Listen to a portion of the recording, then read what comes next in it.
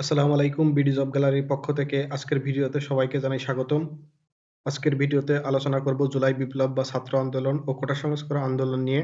আশা করি চাকরির পরীক্ষার্থীর জন্য আজকের ভিডিওটি খুবই উপকারে আসবে। এছাড়াও প্রতিদিন দৈনিক পত্রিকা ও অনলাইন নিউজ থেকে সংগৃহীত তথ্য নিয়ে প্রশ্নোত্তর ভিডিও দেখতে ও পরীক্ষা দিতে চাইলে চ্যানেলটি সাবস্ক্রাইব করে বেল আইকনটি ক্লিক করে দিন। ডেসক্রিপশন বক্সে বিস্তারিত দেওয়া আছে, দেখে নিতে পারেন। তাহলে আসেন শুরু করি জুলাই ছাত্র আন্দোলন নিয়ে যত প্রশ্ন। আজকে প্রথম যে প্রশ্নটি রয়েছে, বুকের ভেতর অনেক ঝড় বুক পেতেছি গুলি কর, এই স্লোগানটি মূলত কার অভিব্যক্তি? আবু সাইদ। পানি লাগবে পানি, হৃদয়স্পর্শী এ আবেদন কার নামের সাথে সম্পৃক্ত? মীর মাহফুজুর রহমান মুগ্ধ। 2024 সালের কোটা সংস্কার আন্দোলনকে কোন জেনারেশন আন্দোলন বলা হয়? জেনারেশন জেড বা জেনজি। বৈষম্য বিরোধী ছাত্র আন্দোলনের সময় ঢাকার দেয়ালে শিক্ষার্থীদের আঁকা গ্রাফিতি চিত্র নিয়ে সংকলিত গ্রন্থের নাম আর্ট অফ ট্রায়াম্ফ। 23 থেকে 30 নভেম্বর 2024 পর্যন্ত বিশ্বব্যাংকের আয়োজনে জুলাই-আগস্ট গণঅভ্যুত্থানের দেওয়াল চিত্র নিয়ে যে প্রদর্শনী হয় তার শিরোনাম কি? Paint the sky, make it yours, future Bangladesh in the eyes of the youth. julyprotest.com কি? ছাত্র জনতার বিপ্লব সম্পর্কিত গুরুত্বপূর্ণ তথ্য নিয়ে ওয়েব অ্যাপ্লিকেশন। জুলাই অনির্বাণ কি? ছাত্র জনতার অভ্যুত্থান ও আত্মত্যাগ নিয়ে নির্মিত ভিডিও চিত্র। 21 নভেম্বর 2024 ভিডিও চিত্রটি প্রকাশ করা হয়। বিদ্রোহে বিপ্লবে ছাত্র জনতার অভ্যুত্থান 2024 কি? তথ্যচিত্র। নির্মাতা রেদওয়ান রনি ও সালেহ সোবহান অনিম। 30 অক্টোবর 2024 কোন বিশ্ববিদ্যালয় সব বিভাগে বাংলাদেশ স্টাডিজ নামক কোর্সে 2024 সালের জুলাই অভ্যুত্থানের ইতিহাস অন্তর্ভুক্ত করার সিদ্ধান্ত নেয়? বেগম রোকেয়া বিশ্ববিদ্যালয়, রংপুর।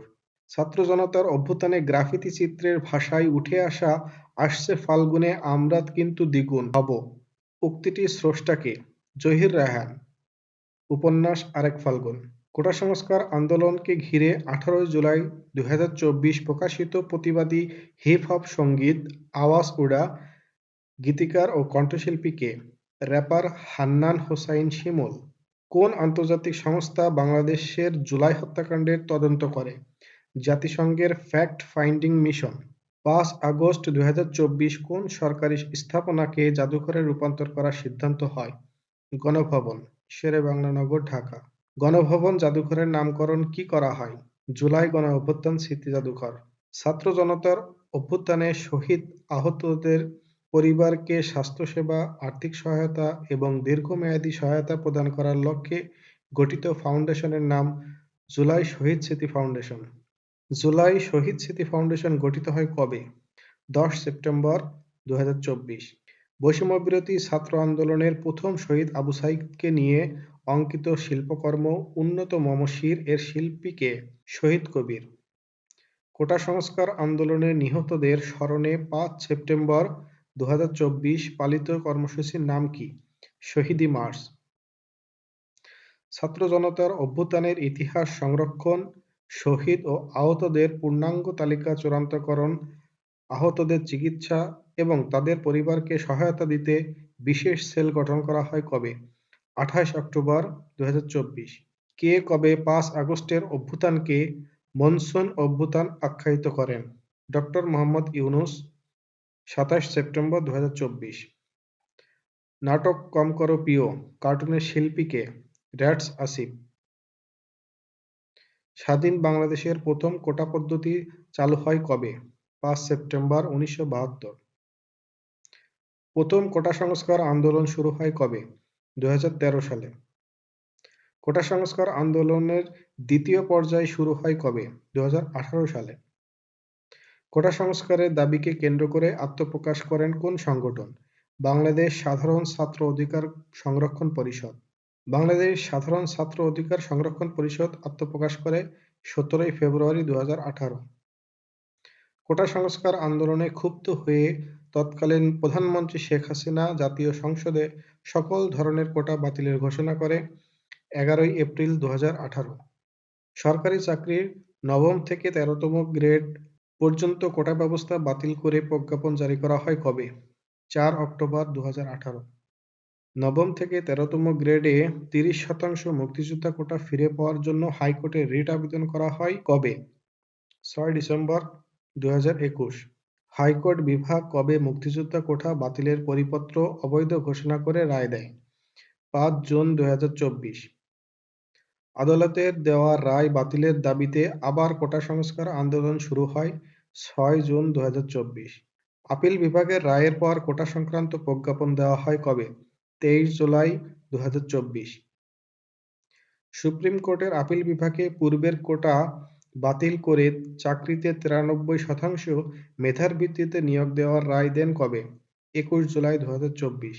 2024 সালে কোটা সংস্কার আন্দোলনে নেতৃত্ব দানকারী সংগঠন কোনটি? বৈষম্য বিরোধী ছাত্র আন্দোলন। বৈষম্য বিরোধী ছাত্র আন্দোলন সংগঠনটি সৃষ্টি হয় কবে? 1 জুলাই 2024। বৈষম্য বিরোধী ছাত্র আন্দোলনের পক্ষ থেকে কবে 3 দিনের কর্মসূচি ঘোষণা করা হয়? 1 জুলাই 2024। বৈষম্য বিরোধী ছাত্র আন্দোলনে প্রথম শহীদ হিসেবে আখ্যায়িত করা হয় কাকে? আবু সাইদ। আবু সাইদ শহীদ হন কবে? 16 জুলাই 2024। বৈষম্য বিরোধী ছাত্র আন্দোলনে 9 দফা দাবি দেওয়া হয় কবে? 19 জুলাই 2024।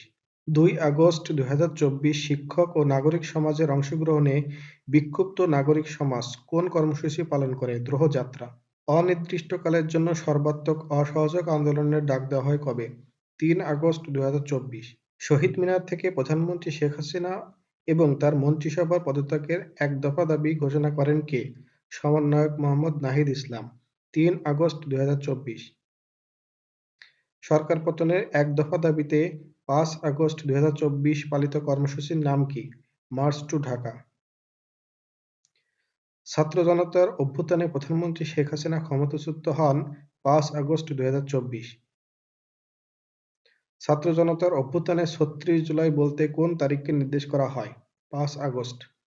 আন্দোলন ও এর পরবর্তী যত কর্মসূচি। বাংলা ব্লকেড ঘোষণা করা হয় 6 জুলাই, পালিত হয় 7 থেকে 12 জুলাই। কমপ্লিট শাটডাউন ঘোষণা 17 জুলাই, পালিত 18 থেকে 22 জুলাই। মার্চ ফর জাস্টিস ঘোষণা 30 জুলাই, পালিত হয় 31 জুলাই। রিমেম্বারিং আওয়ার হিরোজ ঘোষণা করা হয় 31 জুলাই, পালিত হয় 1 আগস্ট।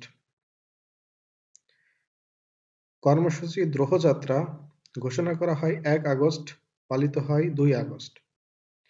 মার্চ টু ঢাকা ঘোষণা করা হয় 4 আগস্ট, পালিত হয় 5 আগস্ট। রেজিস্ট্যান্স উইক ঘোষণা করা হয় 13 আগস্ট, পালিত হয় 13 থেকে 19 আগস্ট। শহীদি মার্চ ঘোষণা করা হয় 4 সেপ্টেম্বর, পালিত হয় 5 সেপ্টেম্বর। জুলাই বিপ্লব নিয়ে আজকের দিনের তথ্য এই পর্যন্তই। তাই চাকরির ক্ষেত্রে সাম্প্রতিক প্রশ্নে যারা নিজেকে এগিয়ে রাখতে চান তারা বিডি জব গ্যালারি এর সাথে থাকবেন। প্রতিদিন দৈনিক পত্রিকা থেকে সংগৃহীত তথ্যগুলো নিয়মিত পেতে বিডি জব গ্যালারির সাথেই থাকবেন। ভিডিও শেষ পর্যন্ত থাকার জন্য ধন্যবাদ। আসসালামু আলাইকুম। আল্লাহ হাফেজ।